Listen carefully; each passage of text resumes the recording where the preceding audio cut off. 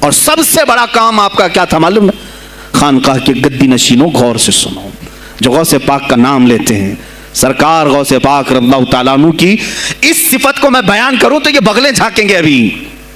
غوث پاک نے سب سے بڑا کردار کیا کیا جانتے ہیں آپ؟ لوگ کہتے ہیں خانقاہی ماحول قائم کرنا ہے، اللہ اللہ کرو، تسبیح لو، دلوں کی صفائی کرو، سب صحیح ہے، لیکن غوث پاک نے تقریباً 25 سال صرف جہاد پر بیان کیا ہے، صرف جہاد پر۔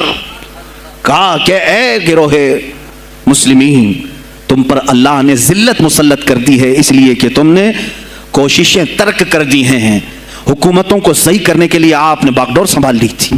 غوث پاک جب بیان کرتے ممبر سے تو وقت کا جو تخت تھا وہ بھی ہلنے لگ جاتا تھا۔ خلیفہ مستنجد باللہ، اس زمانے کا خلیفہ ہے، اور تنگ آ گیا غوث پاک کے پاس۔ جب وہ بیان کرتے اور ان کی عیاشیاں کھول کھول کر کے ذکر کرتے تو لوگوں میں اب احساس جاگنے لگا، کوئی تو اللہ والا آیا ہے جو نظام خداوندی قائم کرنے کی بات کر رہا ہے، نظام مصطفیٰ قائم کرنے کی بات کر رہا ہے۔ بغداد کی یہ حالات جب ہونے لگے، میرے عزیزو، سلطان الاولیاء غوث پاک کی ہی شہ پر جانتے ہیں صلاح الدین ایوبی جیسا ایک مرد مجاہد پیدا ہوا ہے۔ یہ آپ کی تحریک تھی، غوث پاک کی تحریک تھی کہ جب بازنطینی عیسائیوں سے آپ نے اپنی پوری امت کو آگاہ کیا کہ تم سو رہے ہو، تم اپنی عیاشیوں میں ہو، تم اپنے نشے میں ہو، تمہارا دشمن تاک میں لگا ہے، گھات لگا کر کے بیٹھا ہے۔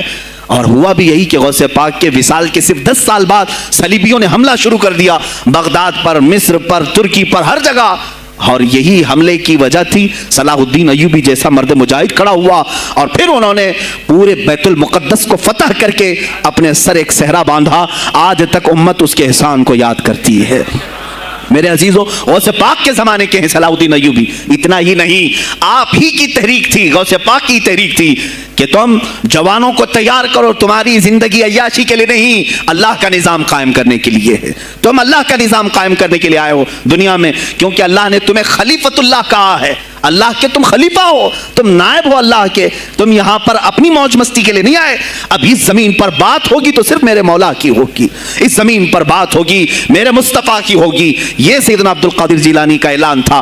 ہے کوئی آج پیران اعظام وہ اعلان کریں کہ آج اس زمین پر صرف ہم ناموں سے رسالت کی بات کریں گے؟ کون ہے؟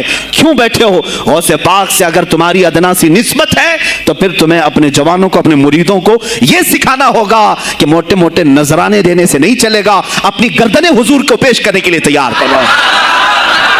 تم تیار ہو جاؤ اپنا خون اور اپنی گردن بارگاہ مصطفیٰ میں دینے کے لیے۔ یہ آج تربیت دو، ورنہ پھر دشمن تمہیں کچا چبانے کے لیے تیار ہے، کچا چھبانے کے لیے تیار۔ عزیزان گرامی، میں غوث پاک کی تحریک آپ کو بتا دوں کون سی تحریک تھی۔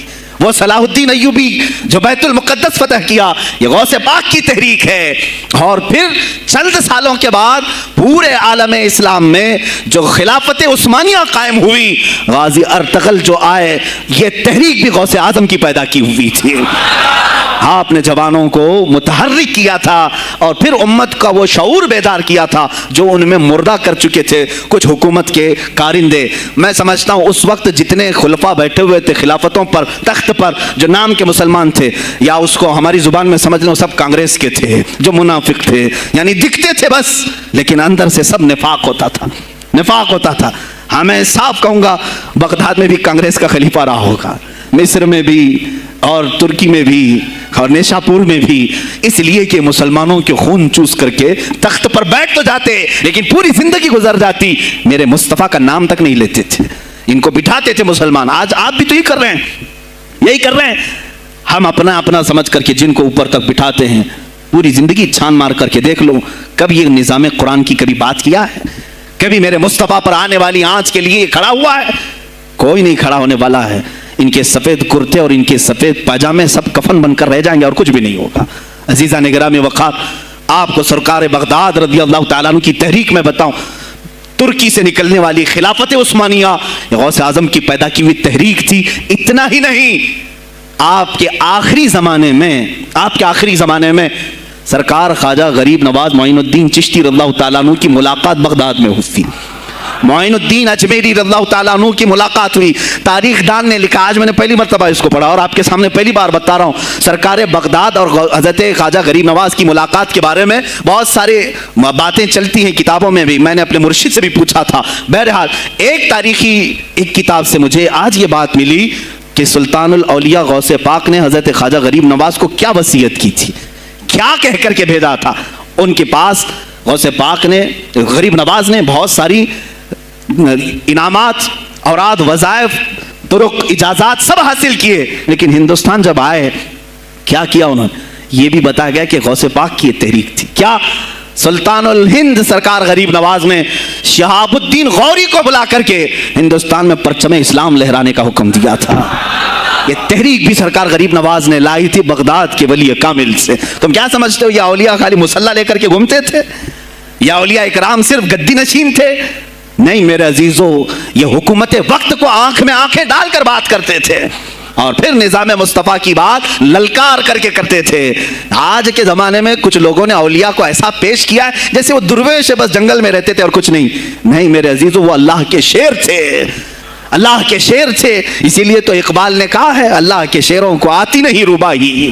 وہ کبھی لومڑی پن کا انہوں نے اپنے آپ میں اظہار ہی نہیں کیا کہ نہیں یہ بھی چلے گا وہ بھی چلے گا, کبھی نہیں. وہ گرجتے تھے اپنے تخت پر, اپنی خانقاہوں پر. دیکھیں خلیفہ مستنجد باللہ, ابو المظفر اس کو کہتے ہیں, بغداد کا وہ خلیفہ, عباسی خلیفہ, بڑا طاقتور, اور اسی کے زمانے میں غوث پاک ہیں. ایک فارس سے آنے والے اجمی عبد القادر, شیخ عبد القادر, جب بغداد کی جامع مسجد میں بیان کر رہے ہوں در و دیوار ہل رہے ہیں. وہ اپنے خلافت کے دربار میں بیٹھا ہے خلیفہ, اچانک بہت زور کی آواز آئی, پورے محل میں گونج گئی.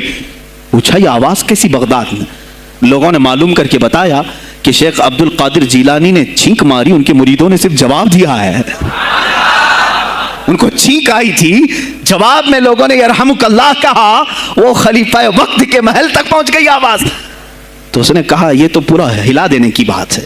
ایک بات یاد رکھو میرے عزیزو, آواز ہو سکتا ہے تمہاری مسجد سے باہر جائے نہ جائے, تمہاری آواز کا دار و مدار تمہارے گلے پر نہیں ہے. ایک بار تم پکارو گے, پہنچانا میرے مولا کا کام ہے. اب ہماری آواز کہاں کہاں تک پہنچتی ہے, کس کے ٹائر پھٹتے ہیں, یہ سب بات کی بات ہے. تم پکار کر کے تو دیکھو. اللہ رب العزت کے نام پر عزیزان گرامی وقار مستنجد باللہ آیا اور وہی کیا جو ہر عیاش کرتا ہے. ظاہر سی بات ہے, مولوی صاحب کچھ لے دے کے چھوڑ دو, جان بخش دو, جاؤ کہیں بیٹھو, آپ اللہ اللہ کرو. کہاں یہ حکومت سیاست کی باتوں میں آپ آ گئے؟ چند دنوں پہلے میں نے بھی سیاست کی بات کی تو مجھے بھی ایک مشورہ ایسا ہے کہ آپ کو انٹرسٹ ہے ایم پی بننے کا, ایم ایل اے بننے کا؟ میں نے کہا مجھے انٹرسٹ تو نہیں ہے, لیکن کرسی صاف کرنے کا انٹرسٹ بہت ہے. اس پر جو کچرا ہے اس کو صاف کرنے کا انٹرسٹ بہت ہے. انشاءاللہ العزیز وقت آئے گا وہ صاف ہوں گی بھی. عزیزان گرامی, مستنجد باللہ 10 اشرفیوں کی تھیلیاں لے کر سنے کی غوث پاک کے دربار میں آیا. آپ مریدین کے ساتھ بیٹھے, ارے وہ حال و قال کی مجلسیں ہیں. مستنجد باللہ آیا, غوث پاک کی بارگاہ میں کہا کہ حضور آپ قبول کر لیں, نذرانہ ہے. آپ نے کہا تو رکھ لے اپنا نذرانہ, تو اپنے پاس رکھ لے. کہا کہ ہدیہ قبول کرنا سنت ہے, آپ سنت کے خلاف کرتے ہیں. غوث پاک نے کہا اللہ ایک تھیلی لیا اور اپنے بغل میں دبا کر کے اس کو نچوڑنا شروع کیا تو اس سے خون ٹپکنا لگا. خون اتنا ٹپکنے لگا تو حاضرین مجلس دم بخود رہ گئے. خلیفہ مستنجد باللہ بھی دیکھ رہا تھا. غوث پاک نے فرمایا ابھی تو یہ ایک تھیلی ہے, میں 10 کو نچوڑوں گا تو یہ خون تیرے دربار تک پہنچ جائے گا, تیرے دربار تک پہنچ جائے گا. تو مجھے وہ اشرفیاں دینے آیا ہے جو تو نے غریبوں کے مال کو چوس کر کے حاصل کیا, تو مجھے خریدنے کے لیے آیا ہے. اگر مجھے تیرے خاندان کی حرمت کا خیال نہ ہوتا تو میں آج پورے بغداد کی نالیوں میں اسی کا خون بہاتا. خلیفہ مستنجد باللہ بے ہوش ہو گیا اور اس کے بعد جب ہوش آیا اس نے توبہ کیا اور آپ کے ہاتھ پر بیعت بھی کیا. اب اس کے بعد وہ خلیفہ ایسا پاک ہوا, نظر غوث جو پڑھی. اب اس کے بعد دربار خلافت کے حالات کیا ہو گئے سنیں یار, میں آج سیاست پر بات کر رہا ہوں. اب خلیفہ مستنجد باللہ کا دل جب صاف ہوا, 8 دن کے بعد وہ حاضر آیا. کہا سلطان الاولیاء اے شیخ عبد القادر جیلانی, آپ حکم فرمائیں کہاں کس طرح کا گورنر رکھنا چاہیے, گورنر کس طرح کا ہونا چاہیے آپ نے. غوث پاک نے اپنے خلفاء کو حکم دیا کہ لسٹ بنائی جائے. اسلامی سلطنت میں گورنر کون ہوگا؟ لسٹ بنی، کہا وہ ہوگا جس کی تہجد قضا نہیں ہوتی، وہ گورنری پر آئے گا جو سنت رسول کو ہلکا نہیں سمجھتا ہوگا، وہ گورنری پر آئے گا جس کی نمازیں کوئی قضا باقی نہ رہی ہوں، اس لیے کہ جو اللہ کا قرضہ باقی رکھے گا وہ لوگوں کا بھی مال کھا جائے گا۔ آپ نے لکھایا نام، خلیفہ مستنجد باللہ نے آپ کے اشارے پر گورنر پورے تبدیل کر دیے۔ ہر جگہ پر ایسے لوگوں کو رکھا جو سرکار غوث پاک کے یا تو مرید تھے یا خلیفہ تھے یا شاگرد تھے، اور ان کے دلوں میں اللہ کا خوف تھا، اور وہ پورے بغداد اور آس پاس کی سلطنتوں کو سنبھالے ہوئے تھے۔ ایک وقت ایسا آیا کہ وہی چند سال پہلے جو بغداد نشے میں ڈوبا ہوا تھا، 10 سالوں کے بعد لوگ کہنے لگے کہ آج بغداد ایسا لگ رہا ہے جیسے عمر بن خطاب کا زمانہ آ گیا ہو، عمر بن خطاب کا زمانہ آیا ہو۔ تم نے تو غوث پاک کی 11ویں کھائی ہے نا، اصلاح حکومت ان سے نہیں سیکھا، وہ آئے تھے نظام تبدیل کرنے کے لیے۔ آج میں علماء سے بھی یہی کہوں گا، تم حق بات تو پہنچاؤ قوم تک۔ آج حالات ایسے ہیں میرے عزیزوں، ڈر اور خوف ان کے سینوں پر طاری ہوا۔ کس بات سے ڈرتے ہو؟ کیا تم نے اللہ کی ذات پر ایمان نہیں لائے؟ یہ نہیں کہتے ہو موت و حیات اللہ کے ہاتھ ہے، رزق اللہ کے ہاتھ ہے، پھر ڈرتے حکومت وقت سے کیوں؟ مجھے ابھی چند دنوں پہلے ایک میسج یہ بھی آیا تھا کہ حضرت آپ تو پاکستان کے علامہ خادم حسین کی تعزیت پر بیان کر رہے ہو، آپ دیکھ نہیں رہے یہاں کا ماحول کیسا ہے؟ عزیزان گرامی، اس دن مجھے افسوس اس بات پر ہوا، سوال پر، ہائے افسوس، اس قدر تمہارے ضمیر مردہ ہو گئے، اس قدر تم بزدل ہو گئے، لاکھوں لوگوں کے دلوں میں شمع عشق مصطفیٰ جگانے والے پر تمہاری زبان بند ہے، تمہاری زبان بند ہے۔ میں نے صرف ایک جملہ کہا، کوئی فرق نہیں پڑتا، میں اس ملک میں رہ رہا ہوں جہاں کا پرائم منسٹر ایک سور خبیث فرانس کے صدر کے لیے ٹویٹ کر سکتا ہے، تو میں پڑوسی ملک کی کسی عاشق رسول کی تعزیت کیوں نہیں کر سکتا؟ کیوں نہیں تعزیت کر سکتا؟ اگر ہندوستان کی تخت پر بیٹھنے والے کو فرانس کے صدر سے کوئی دلی عشق ہے، محبت ہے، تم اس کی معشوقہ ہو یا محبوبہ ہو، مجھے فرق نہیں پڑتا، لیکن اتنا ضرور ہے عاشق رسول مشرق میں ہو، شمال میں ہو، جنوب میں ہو، مغرب میں ہو، جب اس کی روح جائے گی تو ہماری بھی روح تڑپے گی۔ ہماری ڈور بندھی ہوئی ہے مدینۃ الرسول سے۔ میرے آقا صلی اللہ علیہ وسلم کی جو بات کرے گا وہ پھر کسی بھی ملک کا باشندہ ہو۔ تم کہتے ہو تعزیت کے لیے، ارے میرے عزیز، اگر میں سامنے ہوتا تو اس کے قدموں کی خاک میں اپنے امامے پر رکھتا۔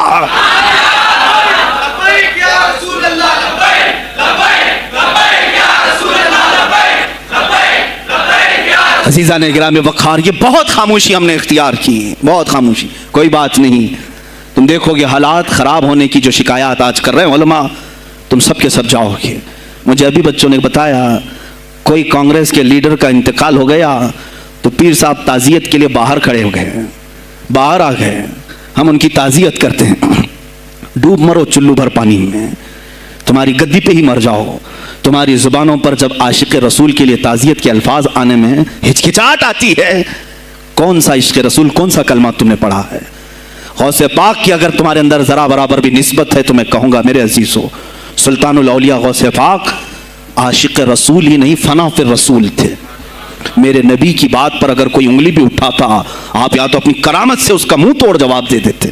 کسی عیسائی نے صرف یہ کہا تھا میرے نبی عیسیٰ افضل ہے، وہ مردوں کو زندہ کرتے تھے، آپ کو جلال آیا، کہا محمد افضل نہیں ہے اس لیے کہ وہ مردے زندہ نہیں کرتے تھے، آپ اس کا ہاتھ پکڑ کر قبرستان لے گئے۔ میرے نبی پر بات کرتا ہے، میں تجھے زندہ کر کے دکھاتا ہوں۔ اپنی کرامت سے مردے کو زندہ کر کے دکھایا۔ اب بول کون افضل ہے، عیسیٰ افضل ہے کہ میں افضل ہوں؟ تو نے تو عیسیٰ علیہ السلام کو مردے زندہ کرتے دیکھا تو نہیں، لیکن عبد القادر کو سامنے دیکھا۔ غوث پاک نے کہا میں اپنا موازنہ عیسیٰ علیہ السلام سے نہیں کرتا ہرگز، لیکن یاد رکھنا میرے نبی پر اگر زبان کھولے گا تو عبد القادر اپنے قدم سے اس کو جواب دے گا۔ وہ جواب دیتے، آپ کی زندگی ناموس رسالت کی حفاظت کے لیے گزری ہے۔ سلطان الاولیاء غوث پاک رضی اللہ تعالیٰ عنہ کی بارگاہ میں جب ایک سوال آیا کہ لوگ کہتے ہیں نبی ہر جگہ کیسے حاضر ہو سکتے ہیں، آپ نے خود کر کے دکھا دیا۔ کوئی صاحب آئے، کہا ہمارے گھر دعوت ہے آپ تشریف لائیں، کہا ٹھیک ہے آتا ہوں۔ تھوڑی دیر بعد دوسرے آئے، کہا ہمارے گھر دعوت ہے آپ آئیں۔ سیم ٹائم پہ کئی 70 لوگ آئے، سب کی دعوت قبول کی۔ دوسرے دن شام میں لوگ آ کر کے فخر کر رہے ہیں، آج میرے گھر شیخ عبد القادر جیلانی آئے تھے۔ دوسرا کہہ رہا نہیں میرے گھر آئے تھے، تیسرا کہہ رہا میرے گھر آئے تھے۔ ایک وقت میں سب گھروں پر کیسے सबों ने कहा उन्हीं से पूछते हैं, वो कहाँ गए थे। जब लोग आए तो सुनने में आता है कि आप एक दरख्त के नीचे बैठे थे, लोग सवाल करने के लिए आए, सब आपस में कह रहे हैं हमारे घर आए थे, हमारे, आप बताएं क्या किसके घर गए थे। तो उन्होंने कहा दरख्त के ऊपर देखो। तो लोगों ने दरख्त के ऊपर निगाह डाली तो देखा हर पत्ते पर शक्ल अब्दुल कादिर नजर आ रही है। फरमाते हैं अल्लाह ने अब्दुल कादिर को ये इतनी कुदरत दी है कि बैक वक्त वो कई जगहों पर हाजिर हो सकता है। तो जब एक गुलाम रसूल को अल्लाह ने ये ताकत दी तो रसूल मुख्तार को कितनी ताकत दी होगी। उन्होंने नामों से रिसालत को वाज़ेह किया है। मेरे अजीजों, औलिया कामिलीन इसीलिए आते हैं, वो नबी का परतव बन करके आते हैं, और आज उनके नाम की 11वीं खा करके मोटे हो रहे हैं, बस और कुछ नहीं। और लोग ये समझते हैं नफ्स को मोटा करके तुम अपनी जुबानों में घी लगा चुके हो, बोलोगे तो पकड़े जाओगे, बोलोगे तो तुम्हारे ऊपर केस हो जाएगा, हो नहीं तो। मेरे अजीजों, आज तो हालात ऐसे हैं, मैं रो पड़ा कल जब मुझे ये रिपोर्ट मिली कि सिर्फ हिंदुस्तान की सोशल मीडिया पर 25,000 पोस्ट मेरे नबी की शान में गालियां दी गई हैं। 25,000 लोगों ने गुस्ताखी की है। तुम भी तो रात भर इंटरनेट चलाते हो, पूरा का पूरा वक्त अपने मोबाइल में सर्फ करते हो। जाना है तुम्हें भी मेरे आका की बारगाह में, याद रखना हुजूर पाक सल्लल्लाहु तआला अलैहि वसल्लम के दरबार में जाने वाले हो और तुम्हारा कोई उज़्र कबूल नहीं किया जाएगा। हजरत साद बिन रबी की वो बात मुझे याद आती है, जंगे ओहद में हुजूर की हिफाजत के लिए लड़ते लड़ते मैदान में ऐसे आ गए थे काफिरों के कि आपके गोश्त के टुकड़े उड़ रहे थे, जिस्म के गोश्त के टुकड़े उड़ रहे थे। मेरे आका देख रहे थे। शाम का वक्त हुआ, ओहद का मैदान, हवाजें, सन्नाटा, 70 लाशें पड़ी हुई थी सहाबा की। अल्लाह के नबी ने पुकारा, मेरे साद को ढूंढो, कहाँ है साद, कहाँ है। सहाबा कहते हैं हम आवाज देने लगे, साद तुम जिंदा हो, रसूल तुझे बुला रहे हैं। हजरत साद बिन रबी 7 लाशों के नीचे दबे हुए थे और सांसें भी चल रही थी, सांसें चल रही थी। सहाबा ने जब आवाज देना शुरू किया कि रसूल पाक याद कर रहे हैं, वहीं से वो हरकत करने लगे। अंदर से आवाज दी, ए जवानों, साद जिंदा है, मैं यहाँ लाशों के नीचे दबा हुआ हूं। हटाई गई लाशें तो देखा उनके जिस्म में कुछ बचा ही नहीं था, कुछ नहीं था, सब फट चुका है, पेट को तक छाक किया गया है, सांसें बाकी।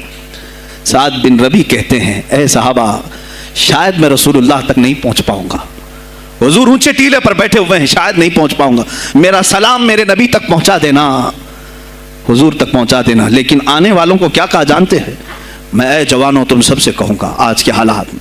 साद इब्न अबी रबी कहते हैं, ए साहबा, मैं तो जा रहा हूं, मेरी आखिरी सांसें हैं, लेकिन अगर तुम्हारी आंखें चमकती रही, तुम्हारे जिस्मों में जान बाकी रही, और मेरे नबी पर अगर किसी ने उंगली उठाई और गाली दी, मैं क़यामत के दिन उसे नहीं छोड़ूंगा। और याद रखना, अल्लाह की बारगाह में तुम्हारा कोई उज़्र कबूल नहीं किया जाएगा अगर तुम्हारे जीते जी तुम्हारे नबी की जात पर किसी ने कीचड़ उछाला। हजरत साद रबी इतना कह करके इंतकाल हो गए, वो हुजूर तक पहुंचाए भी नहीं जा सके। ए मेरे अजीजों, ए जवानों, तुम क्या समझते हो कि तुम दुनिया से इसी तरह निकल जाओगे? कुरान में भी अल्लाह ने कहा, हम हसिबतुम अन तदखुलुल जन्नत, तुम ये सोच करके बैठे हो कि हम जन्नत में चले जाएंगे। पीर साहब का दामन पकड़ लिया है, मुझे तो जाना ही है जन्नत में, पीर बख्शवा देंगे हमें। तुम बरस में एक मरतबा 11वीं करके और फातिहा नियाज करके समझते हो इस्लाम का हक अदा कर दिया। यहां तुम्हारे नबी की अजमत पर रोज बरोज हमले हो रहे हैं। आज कुफ्र खुल करके आया है सामने, नहीं देखते आप? कुफ्र खुल करके सामने आया है तासुब के साथ। हर शहर में जाते हुए गुंडे ललकार रहे हैं इस्लाम के खिलाफ हमारे मुल्क में। अगर मैं खुल करके आया तो मेरा क्या जुर्म है इसमें, मेरा क्या कसूर है इसमें कि आप भी मैं ना बोलूं? हाँ, आज तुम्हारे पास ताकत है, पावर है, जो कुछ भी हसर और रसूख है, इससे ज्यादा क्या करोगे कि तुम मुझे जेल में बंद कर दोगे?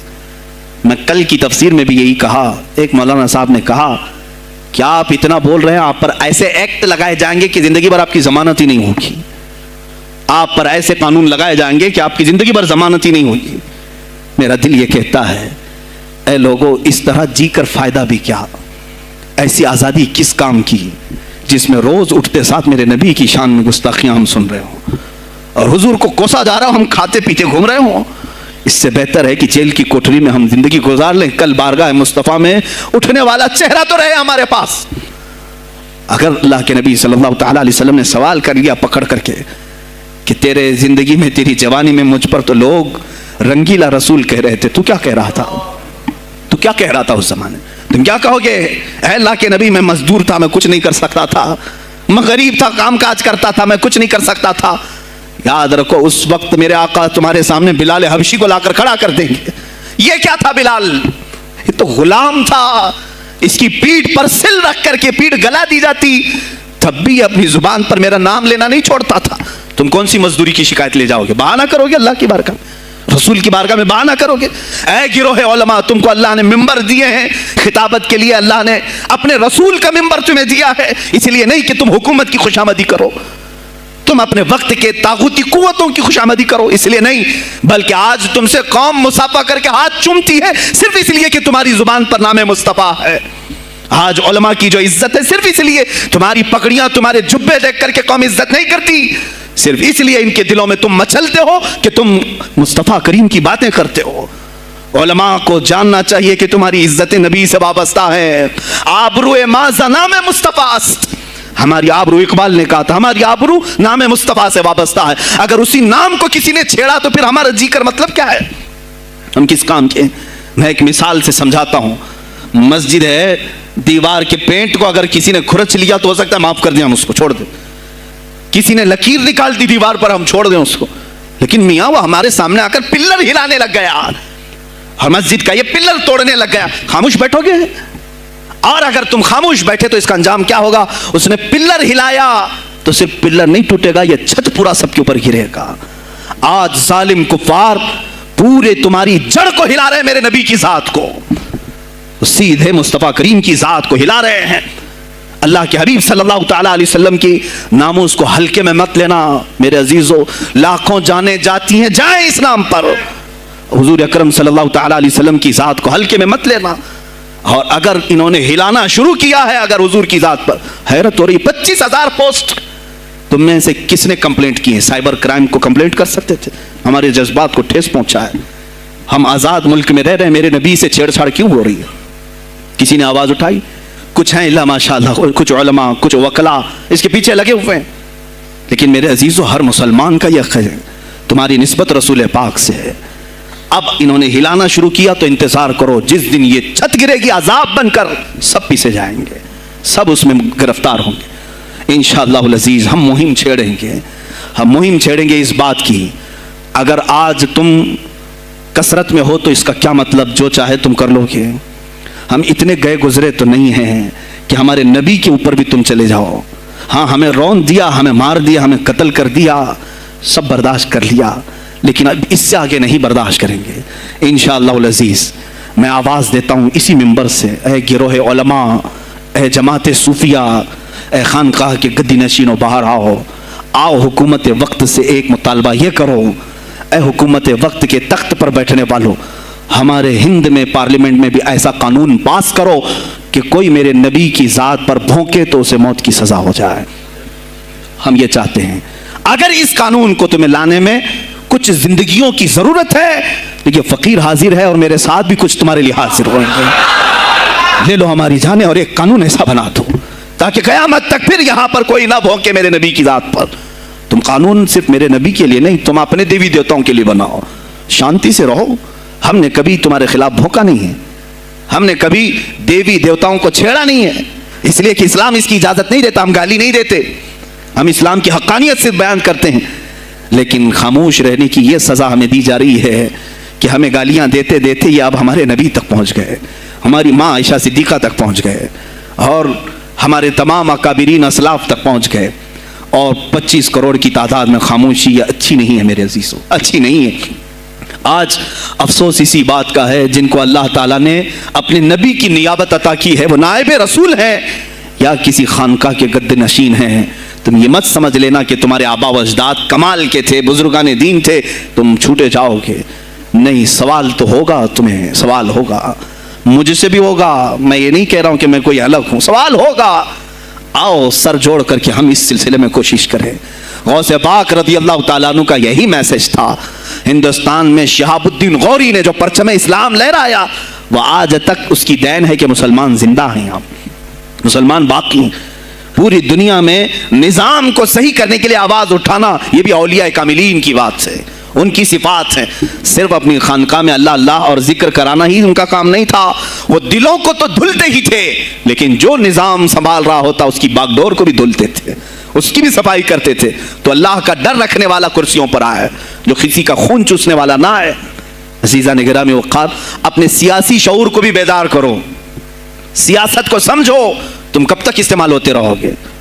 اب اس میں علماء کو بھی آنا چاہیے کہ ان کے سیاسی شعور کو بیدار کرے.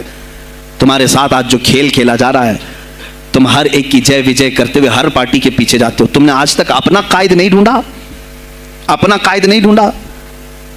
اور ان کو دیکھو, وہ کہتے ہیں کہ اگر پیٹرول 200 لیٹر بھی ہو جائے تو ہمارے قائد تو یہی ہیں, اس لیے کہ ہمارا ہم مذہب ہے, وہ ہمارے مذہب کی بات کرتا ہے. تمہارا کون ہے میرے عزیز؟ تم کسی پر متفق نہیں ہوتے, اور جو تمہارے لیڈر ہیں وہ کسی اور کے پلو میں چھپے ہوئے ہیں, ہاں کسی اور کی گود میں بیٹھے ہوئے ہیں. جا کر کے یہ سارے مسلمانوں کو کسی اور کے ہاں بیچ کر کے آتے ہیں. یہ سیاسی شعور بیدار کرو. مجھے معلوم ہے میری یہ باتوں کا سب سے زیادہ ایکشن کون لے گا, مجھے معلوم ہے. سب سے زیادہ کس کو کھلبلی مچے گی وہ بھی مجھے معلوم ہے. اس لیے کہ میں ان سیکولر پارٹیوں کے بارے میں بول رہا ہوں جو چہرہ سیکولر بتا کر کے ہم آپ سب کے ووٹ لے کر کے چلے جاتے ہیں, اور پھر مجھے بتاؤ جن کو تم اپنا مسیحا سمجھ کر کے ان کے پیچھے جے جے کرتے گھومتے رہتے ہو, تمہارے مذہب پر آج کیا حملے نہیں ہوئے ہیں, کیا نہیں ہوئے. کشمیر آج تک جل رہا ہے. کہاں یہ کانگریس کیوں نہیں بات کرتی ہے جو پورے مسلمانوں کی مسیحا ہے؟ کہاں ہے وہ سماج وادی, وہ بی ایس پی, فلاں فلاں فلاں جو پارٹیاں جن میں سب مسلمان جاتے ہیں؟ کیا ان کو اتنا بھی شعور نہیں کہ وہ پارلیمنٹ میں اس کے خلاف بات کریں, کہیں کہ یہ مسلمانوں کے ساتھ ظلم ہو رہا ہے, ہم ان کے ووٹ لیتے ہیں؟ نہیں بات کریں گے. یہ صرف اور صرف تمہیں استعمال کرتے ہیں, اور انہیں معلوم بھی ہے ہم نے ان سب کو خریدا ہے. ان کے لیڈروں کے منہ میں اپنی زبان رکھی ہوئی, یہ کوئی بولے گا نہیں, انہیں معلوم ہے. تمہیں یہ اندازہ نہیں میرے عزیزو. آج میں بولوں تو لوگوں کو تکلیف ہوگی. کشمیر کے ایسے حالات ہیں, رو رہے ہیں وہاں پر. ایک مولانا ہے, مسجد کے امام ہیں, انہوں نے کہا, باضابطہ حلفیہ کہا نوجوان میرے پاس نماز کے لیے آتا تھا, اس نے یہ کہا کہ حضرت کیا سوسائڈ کرنے کی اجازت ہے؟ کہا کیوں؟ کہا میرے گھر میں کچھ لوگ داخل ہوئے, میں ان کا نام ذکر نہیں کر رہا ہوں, کچھ لوگ داخل ہوئے, مجھے ہاتھ باندھ کر کے کھڑا کیا, میری ماں اور میری بہن کو ننگا کیا, میرے سامنے کپڑے اتارے اور ان کی عزت لوٹی, اور اس کے بعد مجھے ہاتھ کھول کر کے چھوڑ دیا. مجھے بتائیں اس کے بعد بھی جینے کا کوئی مقصد رہتا ہے؟ مجھے بتائیں اس کے بعد بھی جینے کا کوئی حاصل ہے؟ یہ سب تمہارے ساتھ بھی ہوگا.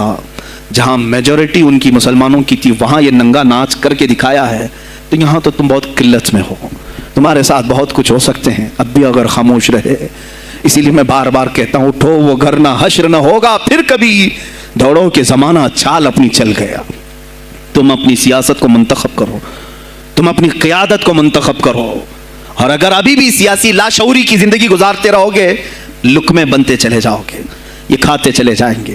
بات میں سلطان الاولیاء غوث پاک کی کر رہا تھا, لیکن مجھے یہ حالات پر گفتگو ضرور کرنی ہے, اس لیے کہ مجھے معلوم نہیں ہے کہ میری زبان پر کب تالے لگائے جائیں گے یا میری گردن پر کب چھری پھیری جائے گی, مجھے اس کا اندازہ نہیں. لیکن اے مسلمانوں, تم میری ذات سے الجھتے ہو تو الجھ جاؤ, مجھے اگر بلیم کرتے ہو, تانے مارتے ہو تو مار لو. چند دنوں کی بات ہے, جب تک میری سانسیں چل رہی ہیں تب تک مجھے گالیاں دو گے, لیکن جس دن میں بھی دنیا سے جاؤں گا اس دن تم ہماری باتیں یاد رکھو گے, اس دن یاد کرو گے. مجھے اپنے بچوں کو یہی بتانا ہے کہ اب وہ دور آیا ہے جہاں ممبروں سے بھی بولنے میں اب گھبراہٹ ہے. لوگ اپنے خوف کے مارے ایسے ہیں کہ اپنی روزی روٹی کے چکر میں میرے مصطفیٰ کی گالیاں سننا برداشت کر رہے ہیں. دیتا ہے دینے دو نا, ہمارا کیا بگڑتا ہے. اس پوزیشن میں تم آئے ہو آج, تمہارا امام جب اتنا بزدل ہے تو تمہارے دلوں میں کون سا ایمان باقی رہ جائے گا. اس لیے شعور پیدا کرو. اگر اولیاء کی نسبت تمہارے دل میں ذرا برابر بھی باقی ہے تو اٹھو میرے عزیزو.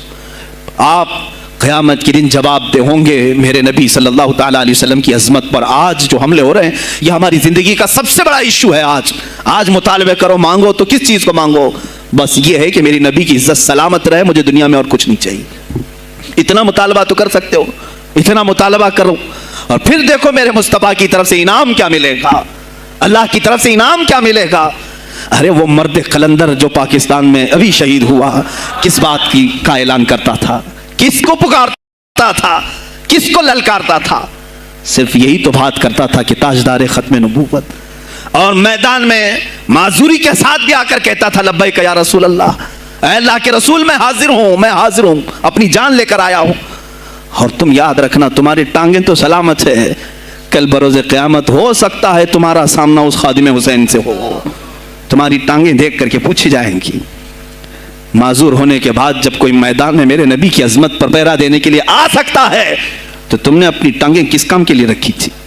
میرے عزیزوں، میں نے جتنی طاقت مجھے اللہ نے دی میں بول رہا ہوں، اب اس کے بعد کا محاذ تمہیں سنبھالنا ہے، آگے کی ہماری فکروں کو تمہیں لے جانا ہے۔ شاید اس زمانے میں ہم جی رہے ہیں جہاں اتنی آزادی نہیں ہوگی، چھوٹی سی بات کو آج بہت بڑا بنا کر کے اسے ختم کیا جاتا ہے، لیکن مجھے اندازہ ہے اس بات کا، ہندوستان کی آزادی میں بھی میرے اکابرین میں 30,000 علماء نے اپنی جانیں دی ہیں۔ کشمیر سے لے کر دلی تک ہر درخت پر ایک عالم کی لاش لٹکی ہوئی تھی، ان کی جانیں، ان کی قربانیاں رائگاں نہیں گئیں۔ 70 سال سے ہم مزے لے رہے ہیں، ان کی قربانیاں ہیں یہ۔ علامہ فضل حق خیر آبادی کو انڈمان نکوبار پوری زندگی کے لیے قید کر کے ختم کر دیا گیا، مزار بھی وہیں پر ہے آج۔ تو آج مجھے اندازہ ہے اگر میں نے اس بات کی شروعات کی ہے، ہو سکتا ہے یہ جو کچھ بھی ہمارے ساتھ کریں، لیکن مجھے میرے رب ذوالجلال کی ذات پر یقین ہے۔ میں یہی کہوں گا، اے اللہ، اگر ہمارے مقدر میں شہادت ہے تو اس سے بہتر کوئی اور موت ہے نہیں۔ اے رب ذوالجلال، اس حالت میں دنیا سے اٹھا جب تو ہم سے راضی ہو۔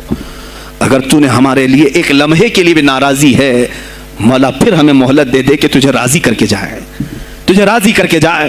میرے مصطفیٰ صلی اللہ تعالیٰ علیہ وسلم کو قبر میں ہمیں دیکھنا ہے، اس لیے ہم قبر میں جا رہے ہیں، لیکن اس حال میں دنیا سے جائیں کہ ان کی عظمت پر کچھ بول تو سکیں، ان کی ناموس پہ کچھ کر تو سکیں۔ عزیزان گرامی، سلطان الاولیاء شہنشاہ بغداد رضی اللہ تعالیٰ عنہ کی ذات پر جو ان کی کرامات ہیں وہ ساری چیزیں پھر کبھی میں ذکر کروں گا۔ آج اسی پر میں اختتام کرتا ہوں، اسی پر جیو اور اسی پر مرو، انہیں جانا انہیں مانا، نہ رکھا غیر سے کھا، للہ الحمد میں دنیا سے مسلمان گیا، آج لے ان کی پناہ، آج مدد مانگ ان سے، پھر نہ مانیں گے قیامت میں اگر مان گیا۔ اس لیے کہ رسول پاک صلی اللہ تعالیٰ علیہ وسلم کے سوا کوئی اس قیامت کے میدان میں تمہارا دستگیر نہیں ہے، جب تک وہ تیری سفارش نہ کریں اللہ بھی تجھ سے کلام کرنے والا نہیں ہے۔ جب امام اہل سنت نے یہاں تک کہہ دیا خلیل و نجی مسیح و صفی سبھی سے کہیں نہ بنی، یہ بے خبری کی خلق پھری کہاں سے کہاں تمہارے لیے، رسول پاک ہی کے لیے تم وہاں پر بھی اٹھائے جاؤ گے۔ میں یہی میسج دے کر کے جاؤں گا جو میرے مرشد گرامی نے آخری وقت دیا تھا، زندگی یہ نہیں کسی کے لیے، زندگی ہے نبی کی، نبی کے لیے، نہ سمجھ مرتے ہیں زندگی کے لیے، نہ سمجھ مرتے ہیں زندگی کے لیے، جینا مرنا ہے سب کچھ نبی کے لیے۔ بلحوث سن، سیم و زر کی بندگی اچھی نہیں۔ بلحوث کہتے ہیں ہوس کا پجاری، خواہشات کا پجاری، میرا مرشد یہ کہہ کر گیا ہے ہمیں، بلحوث سن، سیم و زر کی بندگی اچھی نہیں، ان کے در کی بھیک اچھی، سروری اچھی نہیں، ان کے در کی بھیک اچھی، سروری اچھی نہیں۔ اور کہتے ہیں جو پیا کو بھائے اختر وہ سہانا راگ ہے، جو پیا کو بھائے اختر وہ سہانا راگ ہے، جس سے ناخوش ہو پیا وہ راگنی اچھی نہیں۔ جو میرے نبی کو ناپسند آئے وہ بات ہی اچھی نہیں، جو میرے نبی کو ناپسند کام ہو وہ کام ہی اچھا نہیں، جس سے ناخوش ہو پیا وہ راگنی اچھی نہیں۔ وآخر دعوانا الحمدللہ رب العالمین۔ السلام علیکم۔